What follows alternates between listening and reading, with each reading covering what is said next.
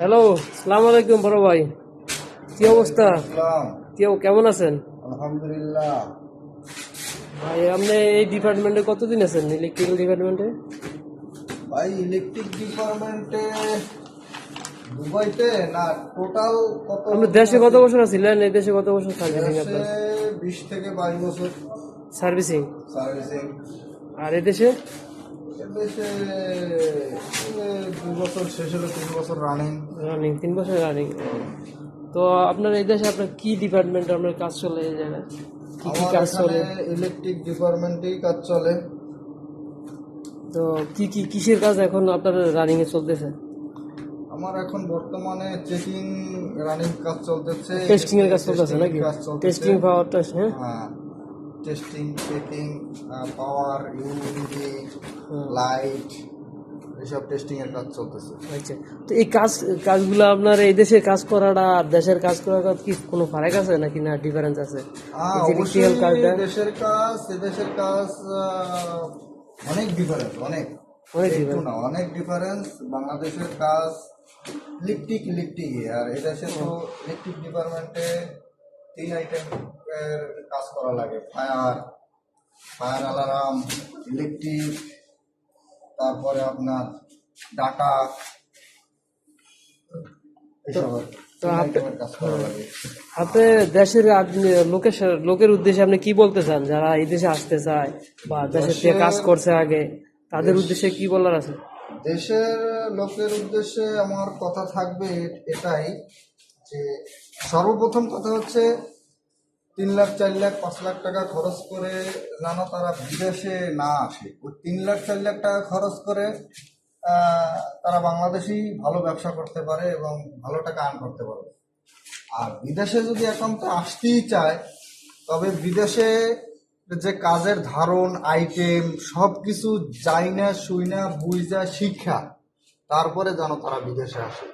বিদেশে কাজ না জাইনা আসলে ভাই সমস্যা বহুত, একটু না, বহুত সমস্যা, অনেক হয়রানি হইতে হয়। অনেক হয়রানির শিকার হইতে হয়।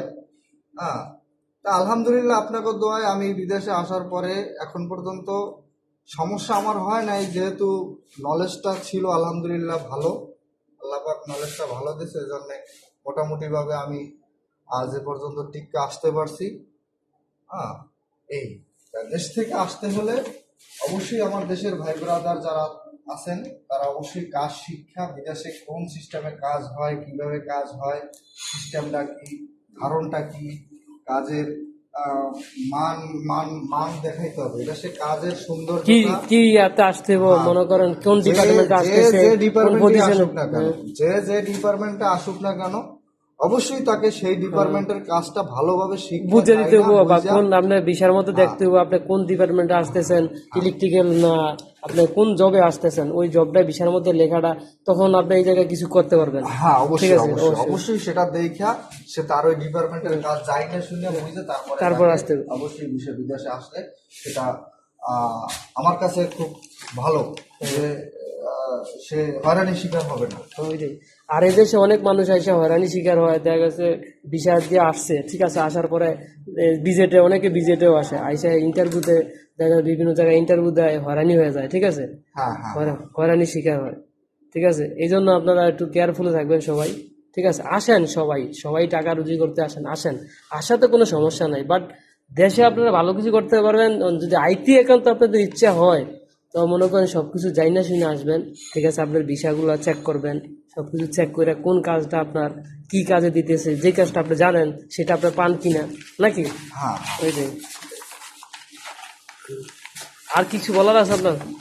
না, দেশবাসীর কাছে, দেশের ভাই ব্রাদার কাছে যারা বিদেশে আসতে ইচ্ছুক, তাদেরকে আমার এই মেসেজটাই দেওয়া। আমি আহ, মনে করি যে তাদের জন্য এই গুরুত্বপূর্ণ মেসেজটা তাদের যাতে ভালো কিছু বয়ে আনবে, এবং এই মেসেজটা ফলো করলে অবশ্যই তারা উপকৃত হবে। হ্যাঁ, এটাই তাদের কাছে আমার বলার। এই মেসেজটা তাদের কাছে পৌঁছে দেওয়াটাই আমি মনে করি আমার কর্তব্য। এই জন্য আমি খুব প্রাউডফুল মনে করি যে তারা অবশ্যই আমার এই মেসেজটা ফলো করবে এবং যাই না শুই না বুঝা, বিষার ধারণ, বিষার ভিতরে লেখা, কাজের ডিপার্টমেন্ট এগুলো যায় না বুঝে সেই কাজ কোন কাজ দেবে সেই কাজটা বুঝা যায় না, তারপরে শিখা, তারপরে তারা সবাই বিদেশে আসুক। ওকে, সবাই একটু ধন্যবাদ দিয়ে দেন। সবাইকে ধন্যবাদ, দেশবাসী যত ভাই ব্রাদার আছে সবাইকে ধন্যবাদ। আসসালামু আলাইকুম। থ্যাংক ইউ সবাইকে।